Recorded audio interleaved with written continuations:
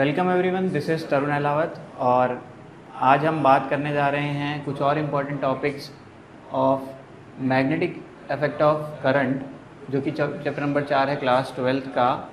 उससे रिलेटेड कुछ टॉपिक्स जो कि इम्पॉर्टेंट हैं नीट और जेई के लिए।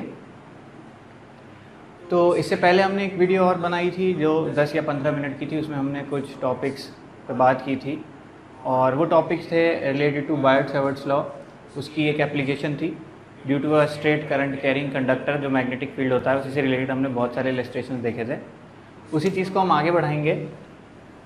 तो जो पहला लेक्चर था हमारा मैग्नेटिक इफेक्ट्स ऑफ करंट, उस पर हमने बात की थी कि अगर कोई ये स्ट्रेट कंडक्टर है, कैरिंग करंट आई फाइनाइट हो या इनफाइनाइट हो, तो उसे r डिस्टेंस दूर किसी पॉइंट पे जो मैग्नेटिक फील्ड होता है वो होता है mu naught I over 4 pi r sine phi 1 plus sine phi 2, where phi 1 is this angle and phi 2 is this one, right? Okay, तो अब हम आगे बढ़ते हैं। जो हमने इलस्ट्रेशंस आखिरी वीडियोस में की थी उसी को हम आगे बढ़ाएंगे। आगे बढ़ने से पहले एक इम्पॉर्टेंट कंसेप्ट है जो आपको समझना है। वो कंसेप्ट क्या है कि मान लीजिए ये एक वायर है और हमको यहाँ कोई पॉइंट है जिस पे हमें मैग्नेटिक फील्ड फाइंड आउट करना है।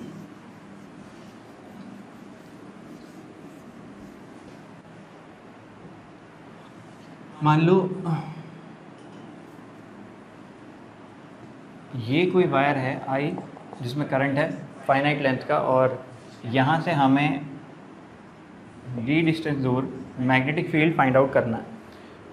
तो फॉर्मूला जो होता है हमारे पास वो होता है B equals to mu naught I 4 pi r sine phi 1 plus sine phi. तो जो d डिस्टेंस है क्या वो r है, तो इसका आंसर है r डिस्टेंस होता है परपेंडिकुलर डिस्टेंस, यानी वायर से जो परपेंडिकुलर डिस्टेंस होता है पॉइंट का वो r होता है। d is not perpendicular distance. तो वायर से परपेंडिकुलर डिस्टेंस इस पॉइंट का क्या होगा, वो डिस्टेंस होगा ये। इस डिस्टेंस को हम r कंसिडर कर सकते हैं, राइट। इसके बाद फाई 1 एंगल हमारा क्या होगा, तो जो पहला जो एंड होता है वायर का, उस पॉइंट से जो हमारा पॉइंट है जिस पर हमें मैग्नेटिक फील्ड फाइंड आउट करना है, उसका जो एंगल होता है ये होता है हमारा फाई 1, राइट। ये जो वायर था r डिस्टेंस दूर एक पॉइंट था, यहाँ पे हमको मैग्नेटिक फील्ड फाइंड आउट करना है, तो ये वाला एंगल फाई 1 था और ये वाला एंगल फाई 2 था, यानी कि पहले एंड से उस पॉइंट की जो लाइन है उसका जो एंगल है r से वो फाई 1 है। सिमिलरली पहला जो एंड है उसके पॉइंट से इस पॉइंट की जो लाइन है, ठीक है, तो r से जो वो एंगल बना रही है वो है आपका फाई 1। सिमिलरली फाई 2 क्या होता था, ये वाली लाइन और r के बीच का एंगल, यानी कि जो दूसरी लाइन है दूसरे एंड से, यानी कि ये वाली लाइन और r के बीच का एंगल, ये वाला एंगल आपका क्या होगा, this angle will be phi 2, right. अच्छा, फॉर एग्जाम्पल ये एंगल है 30 डिग्री और ये वाला एंगल भी है 30 डिग्री। तो हमारे पास फाई 1 कितना आ गया, फाई 1 है हमारे पास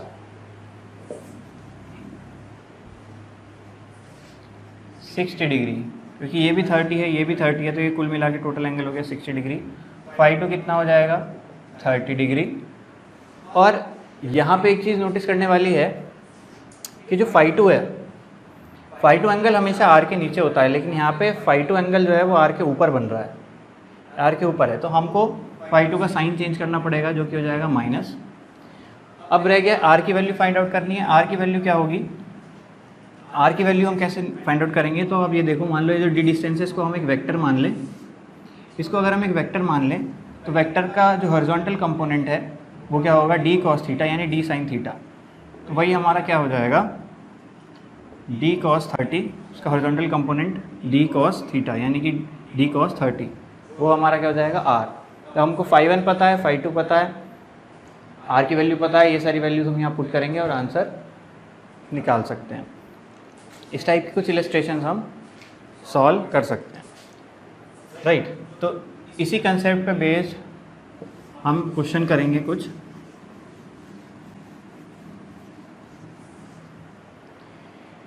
राइट। तो for example this is a wire और इससे d डिस्टेंस की दूरी पे हमको मैग्नेटिक फील्ड फाइंड आउट करना है। ये एंगल है 45 डिग्री। ये सब चीज़ें हमको गिवन है। ये वायर है जो कि इनफाइनाइट वायर है एक एंड से, और दूसरे एंड से d डिस्टेंस दूर यहाँ पे मैग्नेटिक फील्ड हमको फाइंड आउट करना है। तो किस तरीके से हम फाइंड आउट कर सकते हैं यहाँ पे मैग्नेटिक फील्ड, उसके लिए हमें क्या करना होगा, सबसे पहले r डिस्टेंस पता करना होगा। r डिस्टेंस क्या होता है, perpendicular distance from the wire. तो मैं क्या करता हूँ, इसको थोड़ा सा एक्सटेंड करता हूँ और यहाँ से एक परपेंडिकुलर डालता हूँ। ये क्या हो जाएगा, ये हो जाएगा आपका r, राइट। फाई 1 क्या होगा, फाई 1 है पहले एंड से इस पॉइंट की जो लाइन होगी उसका r से एंगल। अब क्योंकि एंड इनफाइनाइट है तो हमको नहीं पता वो एंड कहाँ है, तो वो जो लाइन बनेगी हमारी वो कुछ इस तरीके से होगी, और ये एंगल जो होगा अप्रॉक्सीमेटली इक्वल टू किसके बराबर होगा, 90 के। This angle will be almost equal to 90 degree, right. तो यहाँ पे फाई 1 की वैल्यू हमारे पास आ गई है 90 डिग्री।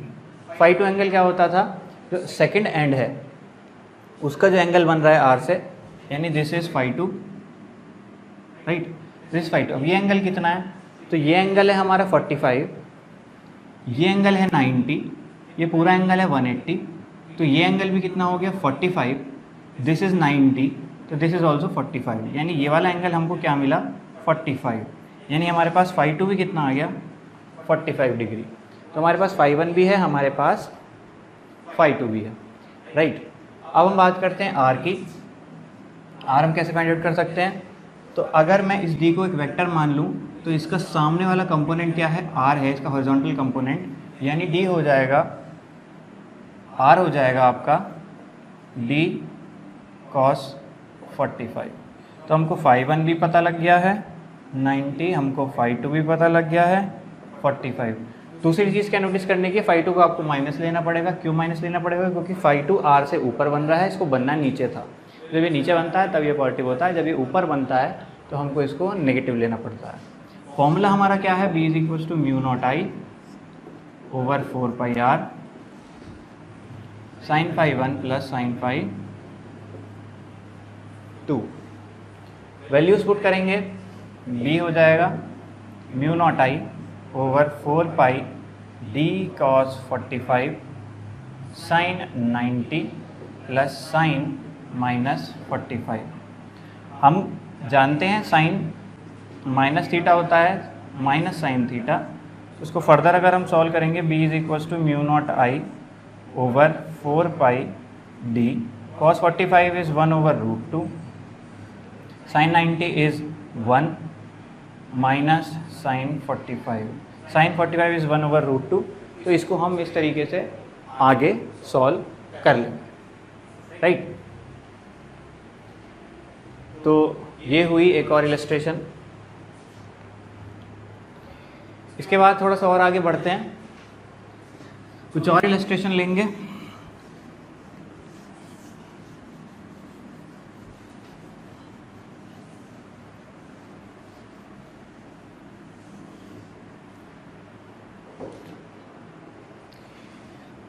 मान लो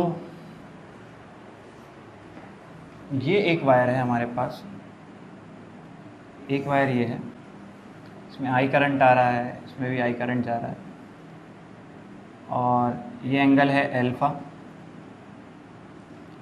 या थीटा, ये एंगल है। इसका परपेंडिकुलर बाइसेक्टर पे एक पॉइंट है डी, यहाँ पे हमको मैग्नेटिक फील्ड फाइंड आउट करना है। ये भी इनफाइनाइट वायर है, ये भी इनफाइनाइट वायर है फ्रॉम वन एंड, राइट। हमको इस पॉइंट पे मैग्नेटिक फील्ड फाइंड आउट करना है। तो इसको हम कैसे सॉल्व करेंगे, इसको सॉल्व करने के लिए हम क्या करेंगे, हम पहले एक वायर सेलेक्ट कर लेते हैं, उसकी वजह से हम मैग्नेटिक फील्ड फाइंड आउट करेंगे, और दूसरे वायर का भी उतना ही होगा। तो एक वायर का निकाल के हम उसको 2 से मल्टीप्लाई करेंगे, उतना ही होगा। मैं ऐसा क्यों कह रहा हूँ, क्योंकि ये परपेंडिकुलर बाइसेक्टर है। ये वाला एंगल होगा थीटा बाई 2, ये वाला एंगल भी होगा थीटा बाई 2, और यहाँ भी आई करंट है, यहाँ भी आई करंट है। अगर मैग्नेटिक फील्ड की डायरेक्शन की बात करें तो डायरेक्शन के लिए right hand thumb rule use करते हैं, राइट।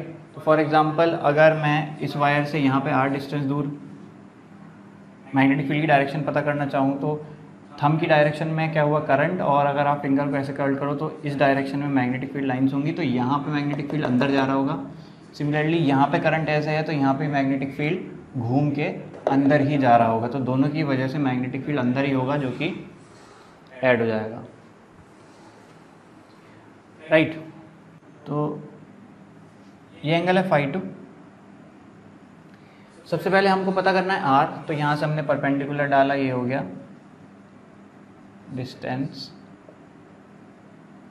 r, right. ये डिस्टेंस है d फॉर एग्जांपल, राइट। ये φ2, ये 90, तो ये वाला एंगल आ गया आपका 90 माइनस θ/2। ये θ/2 एंगल है, ये 90 है, तो ये वाला एंगल हो जाएगा 90 माइनस θ/2, राइट। तो पहला एंड तो इनफाइनाइट है, तो पहले एंड पे जो लाइन बनेगी वो ऑलमोस्ट इसके पैरेलल होगी, तो φ1 हमारा कितना आएगा 90 डिग्री, तो φ1 है हमारे पास 90 डिग्री और φ2 है हमारे पास 90 माइनस θ/2। अब हमको r निकालना है, तो अगर d को मैं एक वेक्टर मान लूँ तो इसका दो कंपोनेंट इसके पॉसिबल हैं, एक ये वाला और एक सामने, राइट। ये वाला कंपोनेंट होगा d cos θ/2, ये वाला कंपोनेंट होगा d sin θ/2। जितना कंपोनेंट ये होगा उतनी ही डिस्टेंस ये है, तो हमको r मिल गया d sin θ/2, राइट। हमको r कितना मिला d sin θ/2। फॉर्मूला हमारे पास है μ0I/4πr sin φ1 प्लस sin φ2, ठीक। वैल्यूज पुट कर देंगे, μ0I/4πr की जगह आ जाएगा d sin θ/2, sin φ1 है sin 90। अब की बार हम इस एंगल को माइनस नहीं लेंगे क्योंकि नीचे ही है ये r के, तो प्लस sin 90 माइनस θ/2 जो कि हो जाएगा cos θ/2।